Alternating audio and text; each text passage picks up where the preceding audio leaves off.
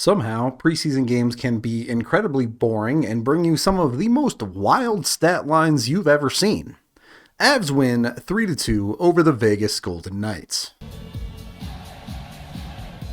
The Avs actually iced a decent amount of NHL caliber guys in this game, and pretty much all of them got on the board. It started slow, though. The Avs only generated 2 shots on goal through about the first 12 minutes of the hockey game, but things eventually did get sorted out. Not before Vegas got on the board, though. It's late in a PK, so the Avs probably don't have a ton of legs left in this thing. Vegas working the perimeter. They're eventually going to find a seam out to the far side up high. Initially, this is fine. The Avs do an okay job of defending, and they get a good block out on this shot coming through. Unfortunately, they just get a bit unlucky as the block kicks right out to the high man for Vegas. Just tough for Colorado as they do all get caught shifting to that puck side while it's going the other way. This leaves a ton of room for Vegas and Rempel to walk into, and the Avs are a little bit passive here. Again, those legs at the end of the PK might have been a little bit tired.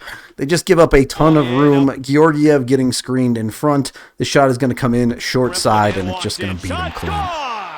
Look, I'm a fan of a more aggressive PK. When a guy is walking into your circle with the puck, I would like to see them be more aggressive and try to take that guy away.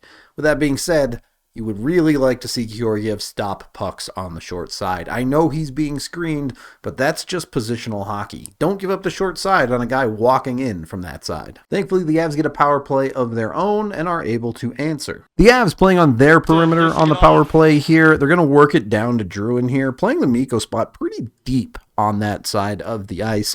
And what I really like from Drouin here is the patience. He does not rush anything. He doesn't get pressured, so he doesn't feel like he has to make a play with pace. He's able to just step up the ice a little bit, wait for things to open up, and then he makes this short, little, easy pass to Johansen. But it's not as easy as it looks. Drouin's able to get it through and give Johansen a clean, good shot at the net, and Johansen finds it into the back. Bottle that connection between Drouin and Johansen right there and store it somewhere, because you're going to need that in the regular season. Even if it isn't necessarily Johansen playing that bumper spot on the power play next to Drouin, that is where Drouin needs to be successful. If he can consistently set up guys like that on the power play, he's going to score a lot of points this year. And then a minute and a half later, the Avs add another goal to take the lead. This is what a fourth line in the NHL looks like. Just working. Down in deep, you have Ben Meyers battling. The puck comes out up the boards. Logan O'Connor battling. Does not give up on the play. They keep it in the zone. They're able to control it. Olausson didn't do a ton of the battling, but does make a great read that the Avs have gotten possession and steps into the space of the open ice. Meyers is able to leave it for him, or he steps into it. Then he works hard. He goes hard to the net. He challenges his defender and tries to go through him. It's not the prettiest play in the world, but it gets him to a dangerous area, and a little chip 5-hole pays off. Look, I think both of those goals were a little bit soft from Logan Thompson, but hey, things like that happen in the preseason. Credit to both Meyers and O'Connor for getting in and creating havoc, and credit to Olausson for reading the play and be willing to go straight to the net. I'm going to tell you this right now. Olausson is not going to make the Avs on opening night. It's not going to happen. He does not fit the bottom 6 role with which the Avs are trying to fill. But plays like this one, games like this one, will put Olausson in a good spot. If he can go down to the AHL and continue to perform, produce, and figure out some of those more grindy aspects of the game, he will eventually get there. And that would be the 2-1 score for the next 30 minutes of this hockey game. You know that moment in the preseason where you realize there are a lot of guys that probably aren't going to make the NHL playing in these games, and it's a lot of sloppy hockey and a lot of low quality skill, and even the guys who are in the NHL are kind of just going halfway, getting up to speed, getting ready for the season instead of going full bore. Yeah, that moment was the second period of this hockey game. Nothing happened in the second period. Nothing. That does make this a shorter and easier review to me, though, so let's just move right along to the third period. Georgiev came out halfway through the game, Annunen came in. Both goalies give up 1 goal. Yeah, I didn't love the one from Georgiev, but hey, no big deal. You give up 1, you're happy. The Avs would finally break the 30 minutes of no scoring halfway through the third. The Avs are able to keep a puck at the blue line here, and they're just going to throw it back in towards the net. Good things happen when that happens. Puck kicks around, ends up in the corner, where Holland is the first one to it, and McDermott doesn't do anything fancy. He just goes right to the top of the crease, he battles for position, he gets his stick on the ice, and the puck goes in. Look, I'm sure you know I am not the biggest fan of Curtis McDermott, but doing things like that, getting to the front of the net, working hard, winning the position, and just slapping at pucks, that will play in the NHL at forward. I'm not asking for a ton of it, but some of it would be nice and, in my opinion, necessary for McDermott to be in the lineup. The problem is, 30 seconds later, this happens.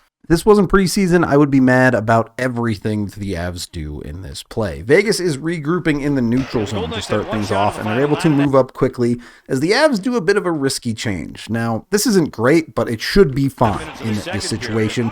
A dumped-in puck, this should be easy up and out every single time in the NHL, but Jason Polin isn't quick to the puck, and he ultimately doesn't even make contact with it here. Just clean loses a battle, which allows possession to continue. This is followed up by Ryan Johansen coasting away from his man in no man's land, just not covering anything coming off of the bench. This only gets worse from here, as the Avs get beat down that side of the ice, as they're not able to physically apply pressure, nor poke check the puck effectively. Curtis McDermott just completely loses his man on the backside. He ends up wide open, and that puck is in the net. McDermott giveth, McDermott taketh away. Obviously, that play is on significantly more than McDermott. Really was not a great game for Jason Polin in my eyes. I think he was probably put in a little over his head on that top line. That's a guy that you're projecting for more of a bottom six role if he's making the NHL in the near future. And more realistically, he was always going to be a guy going to your AHL team. So cool the hype on him a little bit, give him some time, and then we can reassess. But my bigger problem than Polin or getting what you unfortunately expect out of Curtis McDermott there was Ryan Johansen. That's a lazy back check. That's the exact type of stuff that you're just not going to get away with in Colorado that he might have gotten away with in Nashville. I get it. It's preseason. It's not that big of a deal. He scored a goal earlier in this game. But I see a play like that, and I think that's the type of stuff that needs to stop right away. It ultimately didn't matter. The Avs win this game 3-2, and even if they had lost, it doesn't matter because it's preseason. Systemically, I thought it was another very good game for Colorado. They reduced their penalties from the last game, and they held Vegas to just 14 shots. I get it. There's not a ton of NHL talent out there, but still, that's extremely effective possession hockey. Every single NHLer out there, I think, had positives to take away. A lot of them had a significant number of positives to take away. And then you have someone like Ben Myers picking up an assist in this game, playing with a lot of confidence. It wasn't a perfect game for him, but in a guy that is fighting for one of those final roster spots, I think he probably continued to sit near the top of that list. I suspect we'll probably see a handful of cuts over the next couple of days. I'll be curious to see which names end up sticking around, but that's the end of this game video review. Thank you for watching. Head on over to thednvr.com for all of our coverage. I am Rudo, and 2 preseason games is enough. Can we just skip to the middle of October now?